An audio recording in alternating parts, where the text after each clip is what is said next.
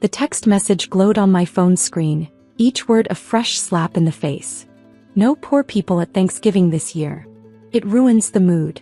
Don't bother showing up. Amanda.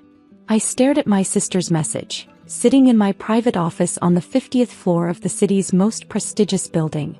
Below the text was a group chat where my family enthusiastically agreed.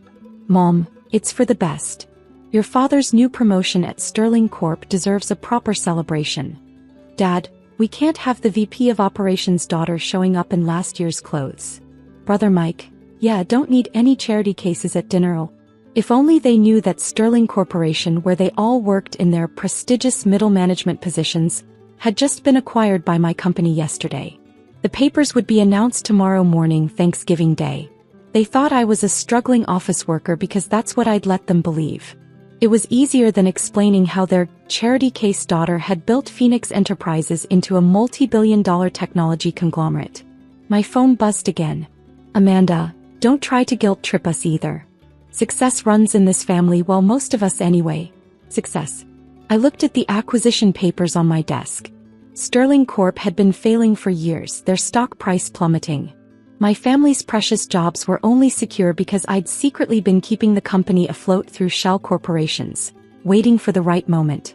Ms. Matthews. My assistant's voice came through the intercom. The Sterling Corp transition team is ready for your instructions. Schedule the all-hands meeting for 9 a.m. tomorrow, I replied.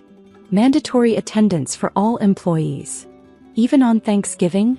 Especially on Thanksgiving.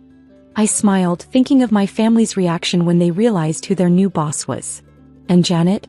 Make sure the Matthews family is seated in the front row. I pulled up the company directory, looking at their positions. Asterisk Dad. VP of Operations, barely competent, kept his job through office politics. Asterisk Mom. HR Manager, hired mainly through Dad's influence. Asterisk Amanda. Marketing Director, 3 failed campaigns in 2 years. Asterisk Mike. Junior Executive, more interested in office gossip than actual work. All of them drawing inflated salaries while mocking my supposed poverty.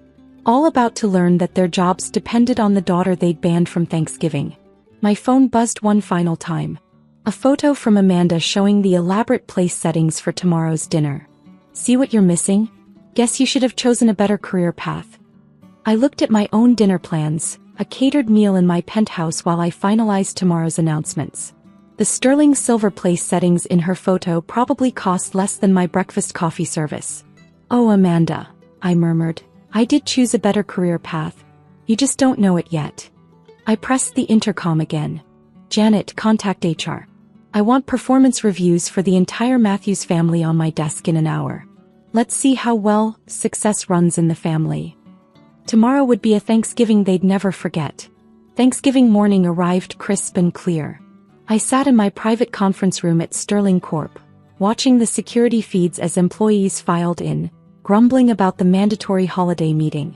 My family arrived together, dressed in their finest, all designer labels, all bought on credit according to their financial records. They took their assigned seats in the front row, still completely unaware of what was coming. Did you see her pathetic text response? Amanda was saying to Mike. She actually tried to explain why she should be allowed to come to dinner. Some people just don't know their place, Mike laughed. Speaking of place, I heard the new owner's restructuring everything. Probably means promotions for us successful types. Dad straightened his tie, nodding confidently. I've heard rumors about the new CEO. Apparently very young, very wealthy. The kind of person who appreciates proper breeding and family background. If only they knew. The HR files on my desk told a different story about the Matthews family's success. Dad's department had the highest turnover rate in the company. 18 qualified employees had quit in the past year alone, citing his incompetent leadership. Mom had 3 pending harassment complaints for discriminating against employees she deemed not our class, dear. Amanda's marketing campaigns had cost the company millions, but she'd kept her job through Dad's influence. Mike had been caught sleeping at his desk 11 times this quarter. Ms. Matthews. Janet appeared at my door. Everyone's assembled. The board members are ready to introduce you. I stood, smoothing my Chanel suit worth more than my entire family's combined monthly salary. Let's give them a Thanksgiving they'll remember. The boardroom fell silent as I entered through the side door, taking my position behind the podium. My family sat directly in front of me, still checking their phones, not bothering to look up at their new boss. "Good morning, Sterling Corporation," I began. Amanda's head snapped up at the sound of my voice. Mom's phone clattered to the floor. Dad's face went from confident to ashen in seconds. "For those who don't know me, I'm Catherine Matthews, CEO of Phoenix Enterprises and your new owner." Mike actually fell out of his chair. "Some of you may be wondering why I called this meeting on Thanksgiving." I smiled directly at my family. "Well, I recently learned that success runs in families. That some people deserve a place at the table while others—" What was the phrase? "Ruin the mood." Mom's hands began to shake. Amanda looked like she might faint. "So today we're going to talk about performance reviews, starting with our front row." I pulled out their files. "Let's discuss what real success looks like, shall we? Let's start with Robert Matthews, VP of Operations," I continued, opening the first file. "Interesting performance metrics here, Dad. 18 resignations in 12 months. 3 failed projects. 1 department nearly shut down due to mismanagement." Dad stood up, his face red. "Now see here, Dash. Sit down," I said quietly. "Or security will assist you. You always taught me to respect authority, remember?" He sank back into his chair as I moved to the next file. Susan Matthews, HR Manager. 3 harassment complaints, systematic discrimination, and oh, look at this, hiring family members without disclosing relationships. That's actually illegal, Mom. Mom burst into tears, but I wasn't finished. Amanda Matthews, Marketing Director. 3 failed campaigns costing $4.2 million in losses. Numerous complaints about bullying subordinates.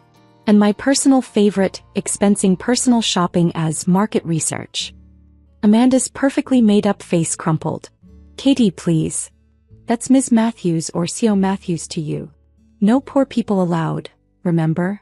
Finally, I turned to my brother. "And Michael Matthews, Junior Executive. 11 instances of sleeping at work, 27 late arrivals, and 1 particularly interesting incident involving inappropriate use of the copy room." The entire room was dead silent. Other employees were either staring in shock or trying to hide their satisfaction at seeing the Matthews family finally face consequences. "Now," I closed the files with a sharp snap, "let's discuss your futures at Sterling Corporation. You can't fire us," Dad found his voice. "We're family." "Family." I laughed, but there was no humor in it.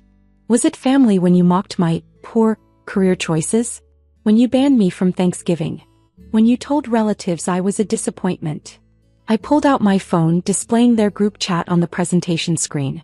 Hundreds of messages mocking me, belittling my supposed struggle, celebrating their superiority. "The thing about success," I continued, "is that it's not about designer clothes or fancy dinner parties. It's about competence, integrity, and actual results." I pressed a button, and their termination papers appeared on the tablets in front of them. "Dad, you're fired. Mom, you're fired. Amanda and Mike, you're both fired. Security will escort you to clear out your desks. Don't worry about your company credit cards. They're already deactivated." But where will we go?" Mom sobbed. "What will we do?" "Well," I smiled, "I hear the local diner is hiring servers for their Thanksgiving shift. No dress code required. No poor people banned." As security led them out, I addressed the remaining employees. "For everyone else, enjoy your holiday. When you return, you'll find new management, better policies, and a workplace where success is earned, not inherited." I watched through the security feeds as my family stood on the sidewalk, clutching boxes of their belongings. Their phones buzzed simultaneously, notifications that their final paychecks had been deposited, along with a photo of me enjoying Thanksgiving dinner in my penthouse. 1 year later, Sterling Corp is thriving under new leadership. Dad works as a night shift supervisor at a warehouse. Mom took a job as a retail clerk, ironically serving the same people she once looked down on. Amanda manages a small boutique, no designer clothes in sight. Mike actually improved the most, starting his own landscaping business and learning the value of real work. Me. I kept their group chat messages framed in my office, right next to Sterling Corp's new record-breaking quarterly reports. A reminder that success isn't about who you ban from your table, it's about who earns their seat. Every Thanksgiving, I host a company dinner for employees who have nowhere else to go. The invitation list specifically includes those who others might consider poor or unsuccessful. Because sometimes the best revenge isn't just proving people wrong, it's teaching them the true meaning of success, one pink slip at a time. As for my family, they received Thanksgiving invitations this year, to serve the dinner, not attend it. After all, everyone deserves a chance to learn the value of honest work. Even if the lesson comes from the poor daughter they tried to erase. Last week something unexpected happened.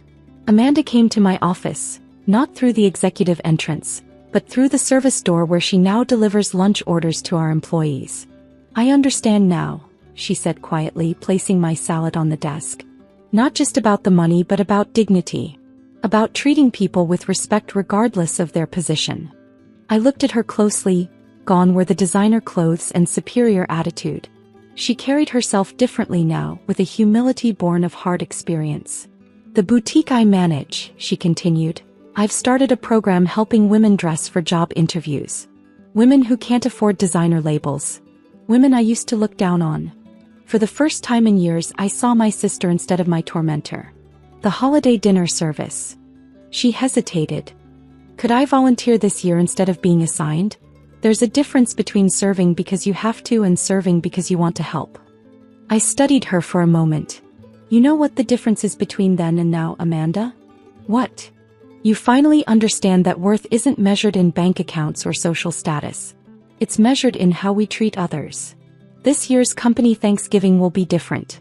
Amanda will still serve, but as a volunteer coordinator helping others learn the lesson she did.